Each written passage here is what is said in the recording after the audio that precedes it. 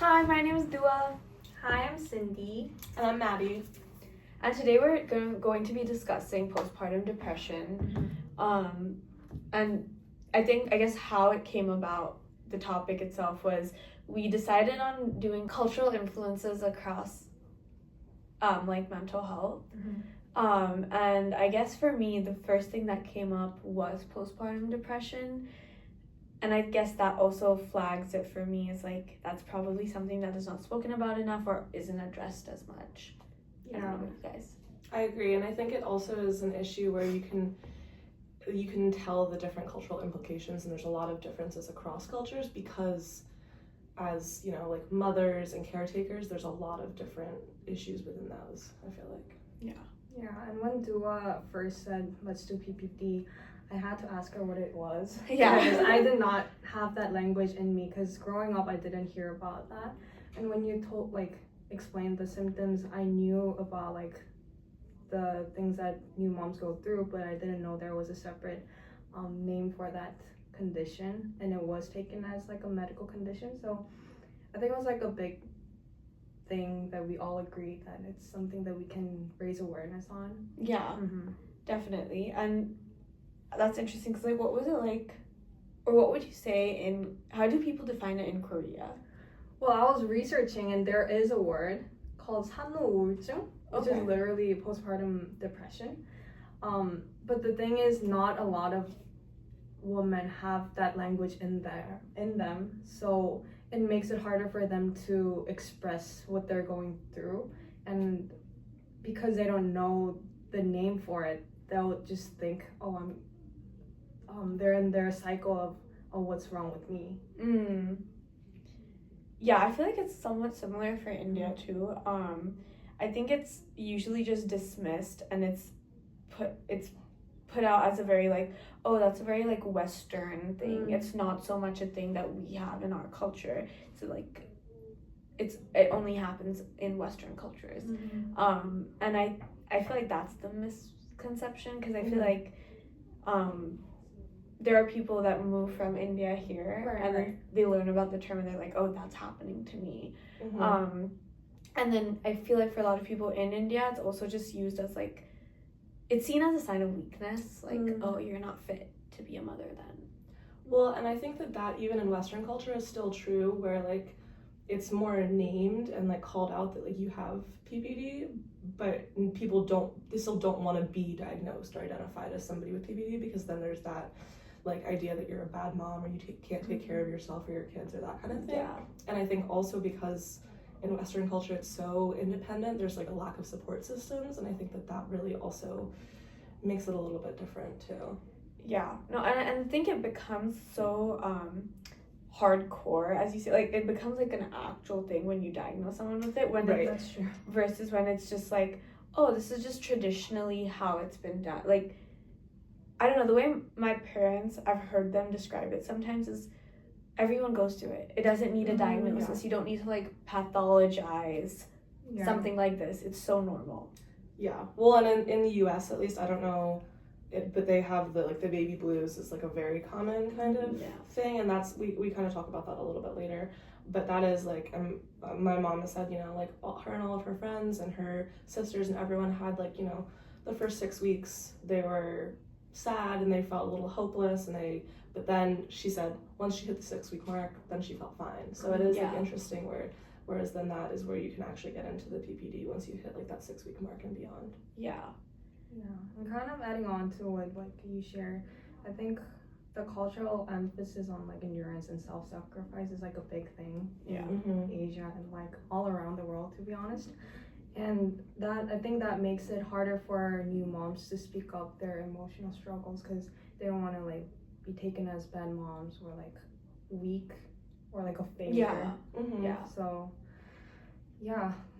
well, and I think that's also true for just I think honestly the thing that really connects across all cultures is also the fact that it's women that are experiencing this, because they don't want to be, they're seen as weak or a bad mom if they're going through this, and but it's also their job and their role at the exact same time. So it's a weird dichotomy of you're kind of supposed to suffer a little bit, and you're supposed to kind of be a little bit miserable, but you're also supposed to kind of like pick yourself up and like go about your day as a mom. And I feel like that's Yeah, and I feel like I've heard a lot of this around me, and even growing up at times where, and I feel like my mom has also shared, is like anytime she did have an experience, it was always brushed off as, you're not the first woman who got pregnant. Like exactly. There are so like, many. Everyone goes through this. Everyone's gone through it. Generations have gone through it. Like, so many people in the world go through pregnancy. Like, it's kind of invalidating in ways where it's like, yes, a lot of women share that experience,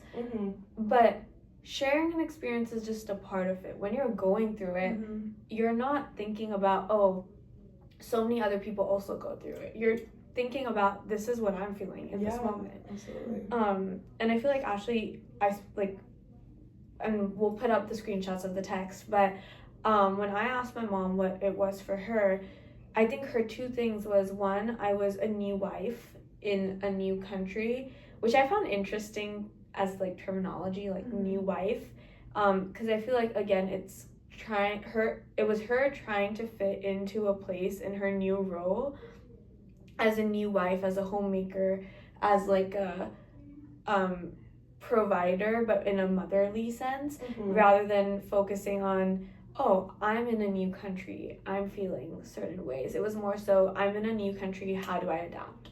Yeah, and that like gendered role of like, I am a wife, I am like a mother, and like that's my identity. Yeah, and I feel like when she told me, she's like, it's different for every like woman, like when they go through postpartum, but the way she described it to me, she was like, honestly, I was finding it very hard to connect with you, like as a baby.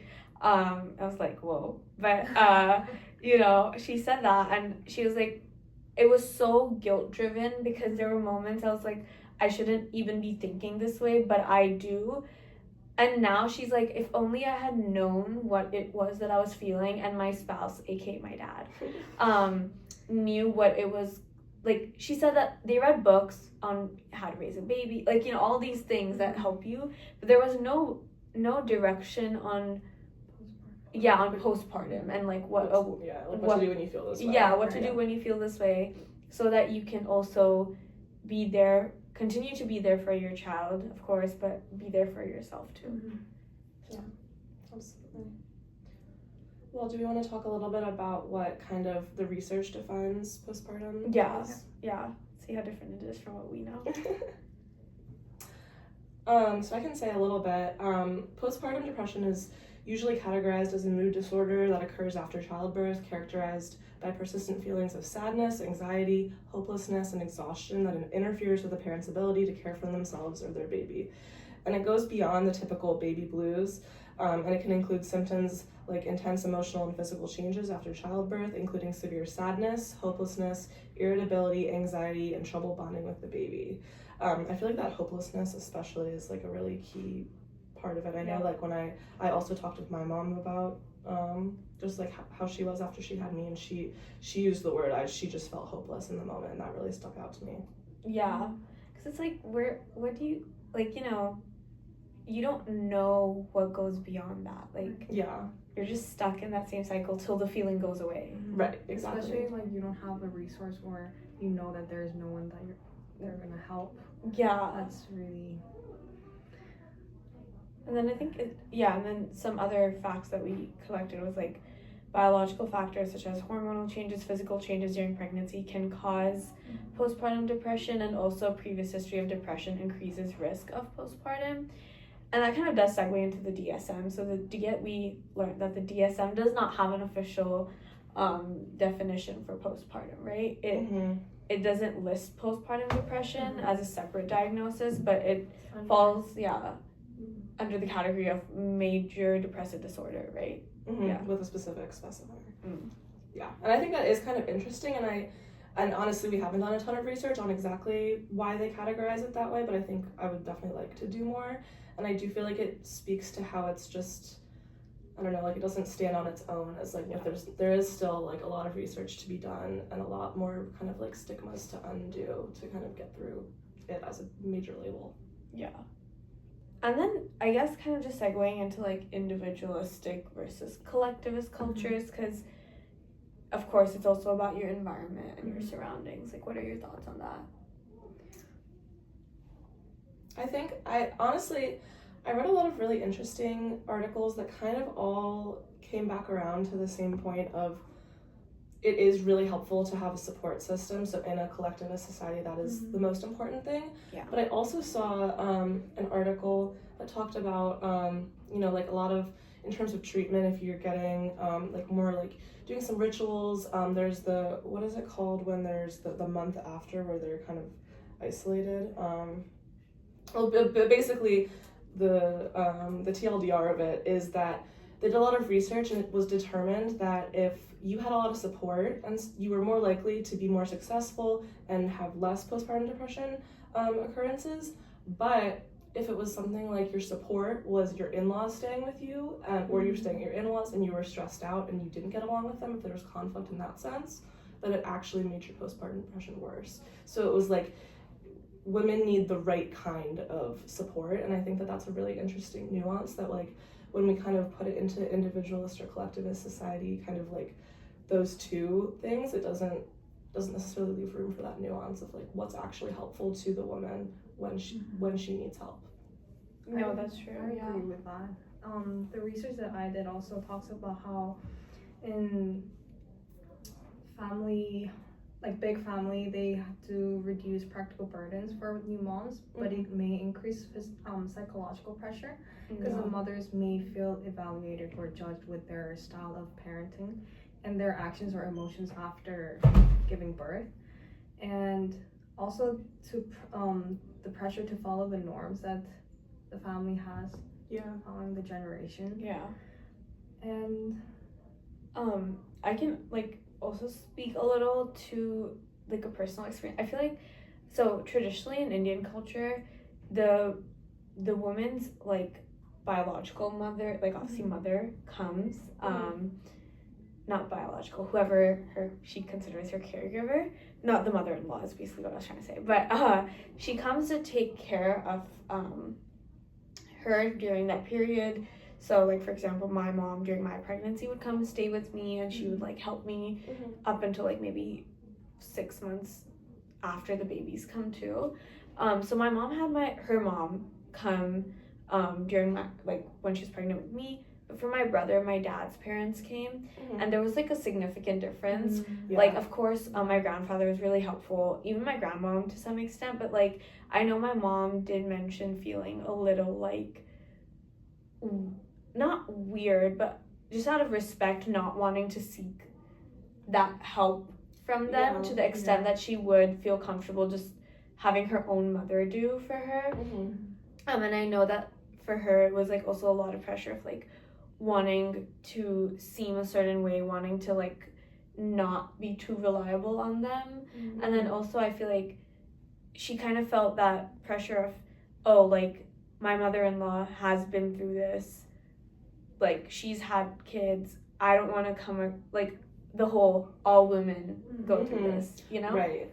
Like so. She doesn't want to, like if she not complained, but if she said she was suffering or having issues or something like that, there's a chance that her mother-in-law could be like, well, I went through it and I'm here and I'm fine. So like minimizing it or downplaying it or something, that's always a possibility. And I feel like there's also a certain level of like vulnerability when it comes to asking for help like that. And I mean, obviously, like none of us have given birth, so we don't necessarily know yet. But I just can imagine, like especially if it isn't your own mom and it's like your mother-in-law or something like that, like being that vulnerable with somebody and saying, I'm feeling like very just close to a breaking point, or I'm feeling very low, like that would probably be really, really hard to kind of open up. No, definitely, and I feel like that basically speaks to like the whole individualist, collectivist, like all the research and just like personal experiences. I feel like brings that together. So I think the other interesting thing that kind of goes across a few different topics is the idea of, and kind of like your mom said, like being an immigrant in a new country. I think that does change, like even if you're from a more collectivist society, if you are now in a country where you don't have that community or that support system, that can also like change things and make it a lot harder. But then I'm also thinking about it from a flip side, and like like living in a country where you've been raised, now that differs when you're in an individualistic country versus a collectivist one. So even if my mom was to say not have moved here lived in India, gave birth to me there, I feel like, you know, you have the support, the resources, but of course there's a lot more involvement. But then I think about it, I'm like, someone who's grown up here continues to live in that individualistic mindset. It is a little scary too when you have no knowledge of the kind of resources you could have to help you. That's so true. You know, like, like, it's not like they don't seek it here. It's like, what if they just don't know? Yeah. I think that's big. That they're not aware of, like, the resources or the help that they can get. So it's like, oh, okay, this is just how I have to go about it. Like, well, and I think in general, like, that's the hard thing about postpartum depression, because it feels like it's not normal and that you're not a good mother, because, like, if you feel like you're not attached to your baby or you don't have this instant love and connection with your baby, you feel like, oh, that's not normal. All these other women do feel instantly attached and, like, love their baby, so I don't want to share that I feel that way, and I don't want to reach out and ask for help or seek out resources because I don't want to admit to anybody that that's how I'm feeling. And I feel like that can kind of cycle further and further into postpartum depression. Yeah, I agree. And I kind of want to talk a little bit about, I did some research on the, like, screening tools used for postpartum depression. The one in particular that I looked at was the Edinburgh Postnatal Depression Scale, and it's the most widely used postpartum depression screening tool in the world. It's a 10-item self-report questionnaire with a Likert scale. It's been translated into over 60 languages, so it is used worldwide, but I had to do a little bit more research to kind of find out, because a lot of, like, the, you know, when you look it up, and a lot of places promoting it are like, you can just translate it into all these different languages and you can use it and everybody gets it and it's totally accurate and there's no cultural issues. And I was like, that just can't be true. But I ended up finding out there's some, like, really specific studies, especially in Africa, there was somewhere else, but basically they talked a lot about how they needed to kind of change the cutoff score in a lot of different countries, especially in Asian countries and in African countries, because a lot of women in those countries, when self-reporting their symptoms, they were less likely to report, like, emotional symptoms as feeling sad, feeling hopeless, that kind of thing.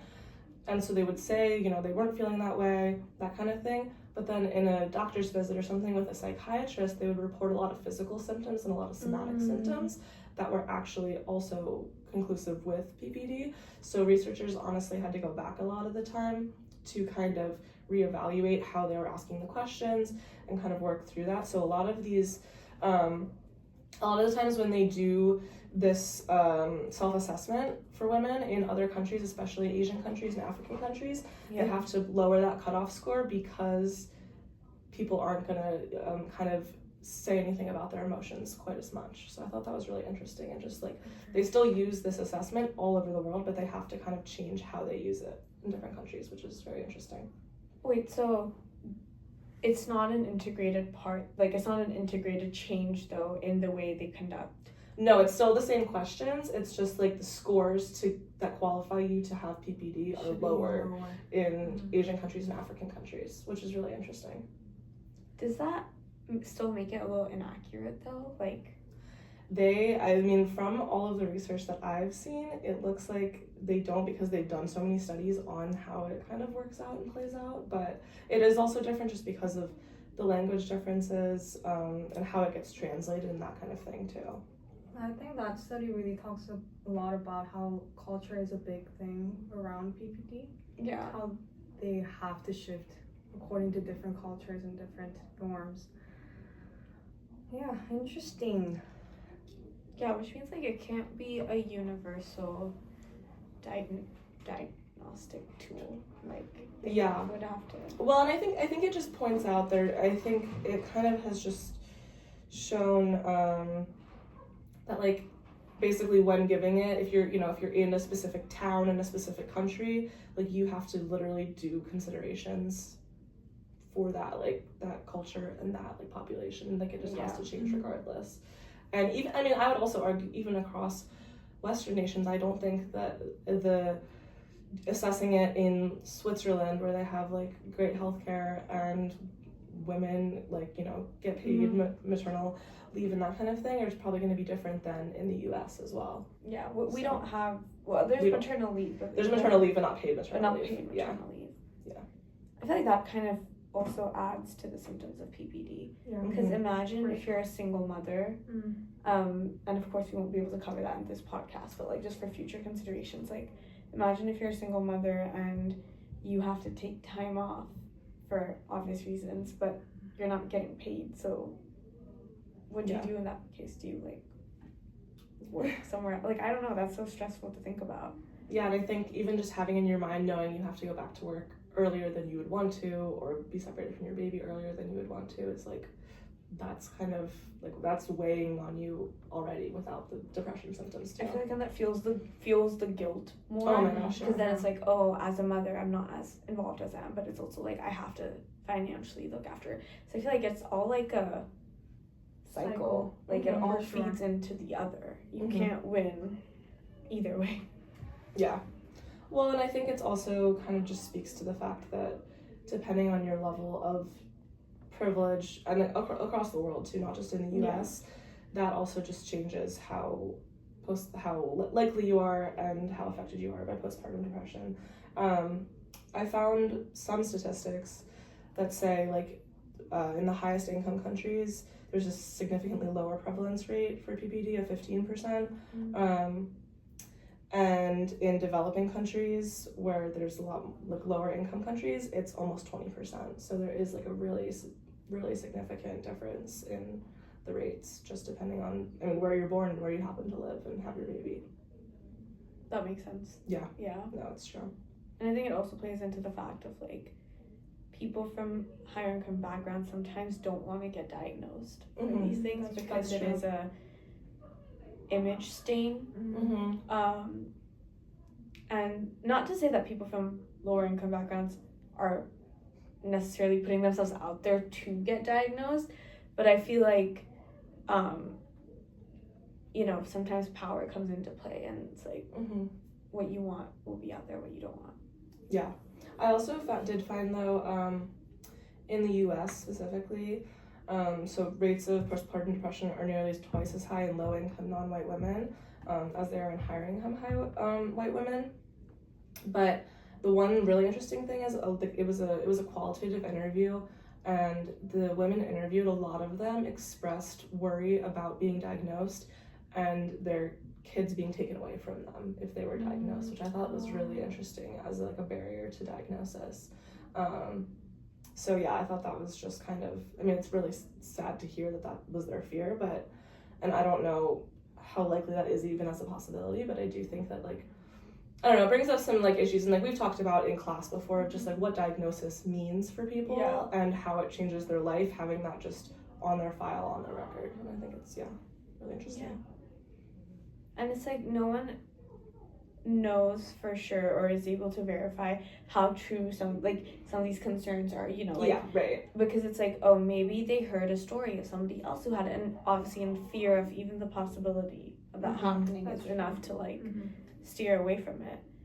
Yeah, so I think talking about like traditional like methods of like treatment, I feel like in India it's usually like Ayurveda, and it's more so like herbal remedies. I think even here, I feel like even like, for example, like taking my own family, I feel like for my mom it was more like, oh, if you pray, if you you know, more spiritual ingrained, more religiously inclined, like certain things will help you get through this tough time, because it's all a mindset thing.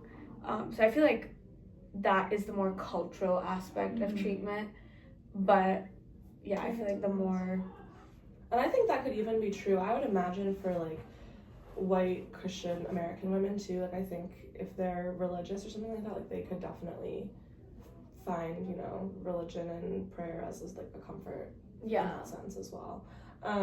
The thing I mentioned way back earlier that I couldn't remember the name of is called doing the month tradition.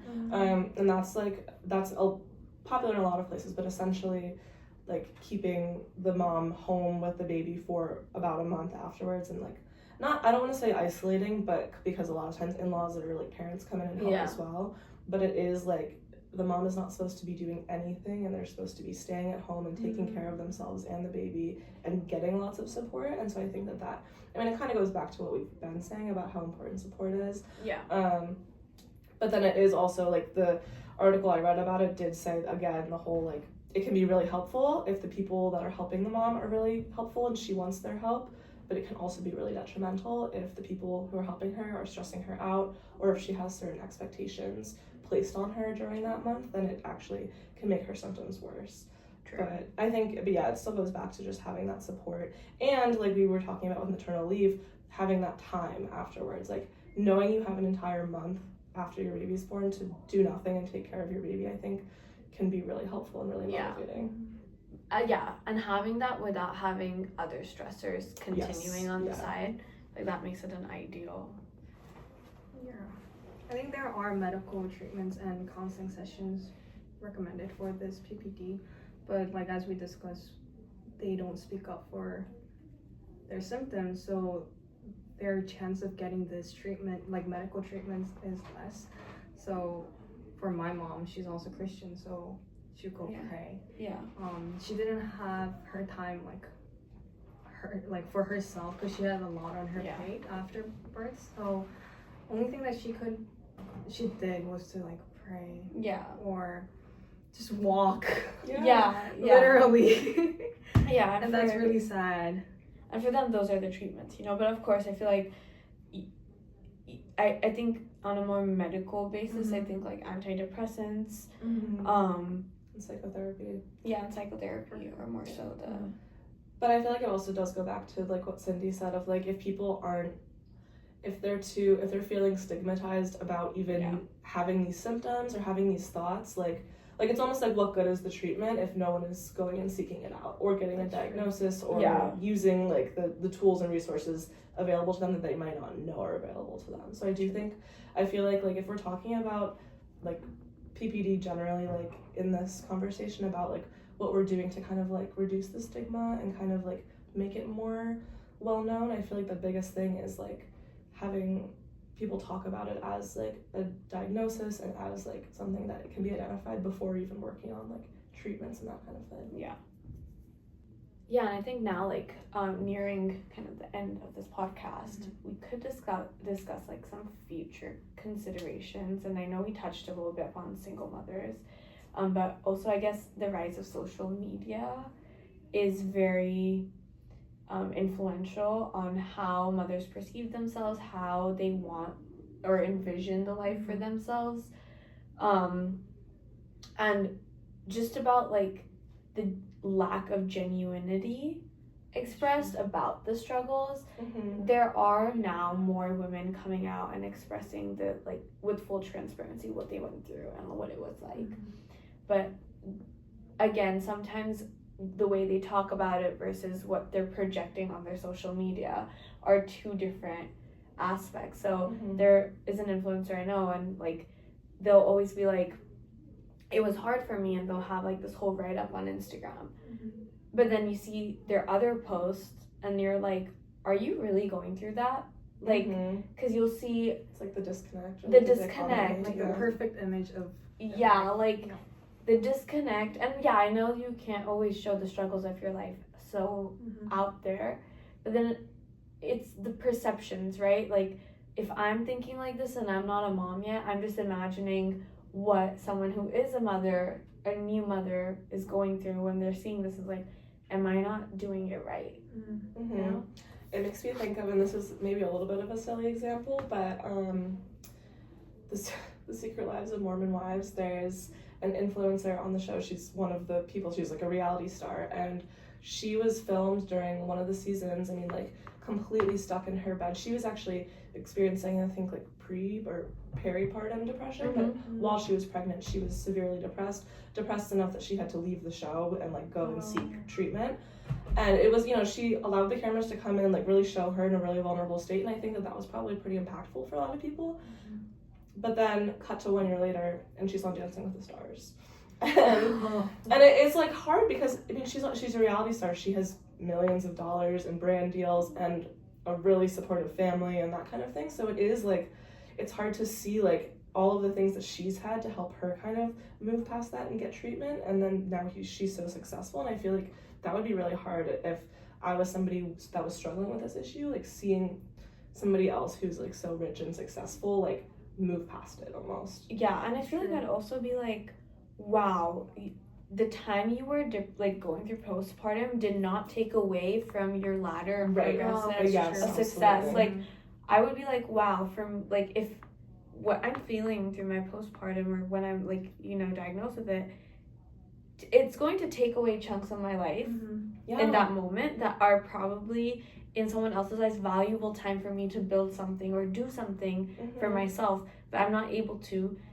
And then I see someone still being able to reach a position. So I'm like, my first thought would be, wow, despite the struggles that we both had, you made it. There's still and I'm still here when I feel like I should also be there. Yeah. Maybe not Dancing with the Stars. No, but like yeah, it was inaccessible, like unattainable goal of like success. Yeah. And I think like we've already discussed, like money and like privilege and that kind of thing all like relates and pulls into how people can seek treatment and get a diagnosis and just deal with it.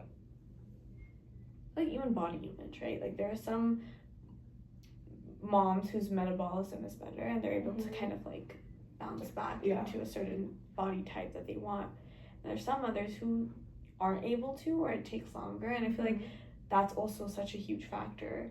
Oh my gosh. Because I feel like, you know, one of the other parts of postpartum is also like view of the self.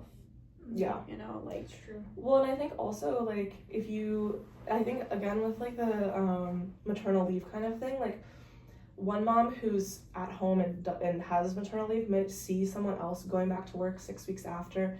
Maybe she looks great, maybe she's bounced back, so to speak, but inside she might have to go back to work because she needs the money. Yeah. She might just be like, she might have bounced back because she isn't eating because she's depressed or something like that. Like I think it is like the whole idea of like it looks so different for everybody, and like comparing is really hard too. Yeah, and maybe she's just faking it till she makes it, you know. That's true.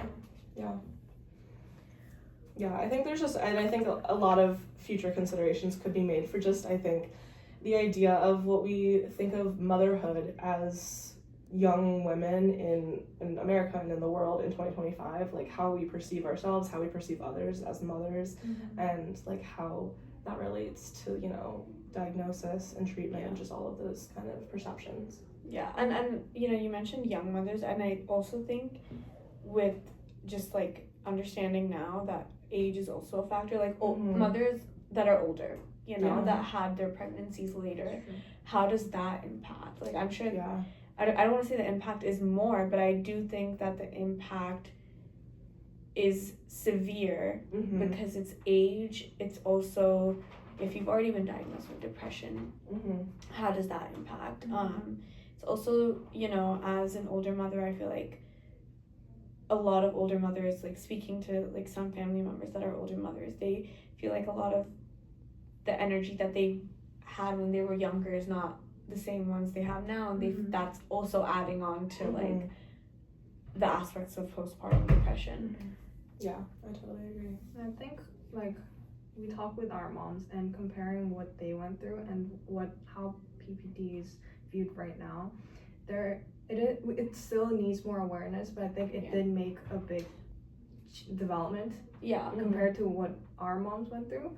So I hope like we have a podcast about PPD right now. And there are like a lot of videos on YouTube about it, and I'm pretty sure there are more books about it too, and support groups too. So I just hope it just like keeps developing so everyone is aware and they have more resources and more help to reach out for. And I also like want young moms, old moms, whatever age, but a new mom to know that like people are recognizing it. So we may not be going through it, but someone's recognizing it. And doing the work. And we see it. So and they can tell you, oh, I think you're going through PPD. You know, or like being able to just call it and be like, hey, like what you're going through is not easy. I haven't been through it, but I'm gonna recognize the fact that you're going through it and only you know what you're Yeah. experiencing. Like, I feel like just even that slight recognition is like, It's gonna make a big change. yeah, it's like a relief. It's like, okay, so I'm not crazy. Someone is, It's like normalizing it. yeah, normalizing the fact that it's normal to feel not yourself. Yeah. You know? And it's normal to not right away connect with your kid or immediately feel the sense of love and like acceptance of your kid, and just like knowing that like your hormones are completely out of whack and like things might just change. Yeah. I think it gives you time to like have the self-care. Yeah. Take that time. And it's normal to ask for help and need help and that kind of thing. Yeah. Well, on that note, I think we'll be uploading some of our resources and like we'll have all of that too. But like, comment, and subscribe. Yes. Bye. Thank you, Dr. Richardson. Thank you.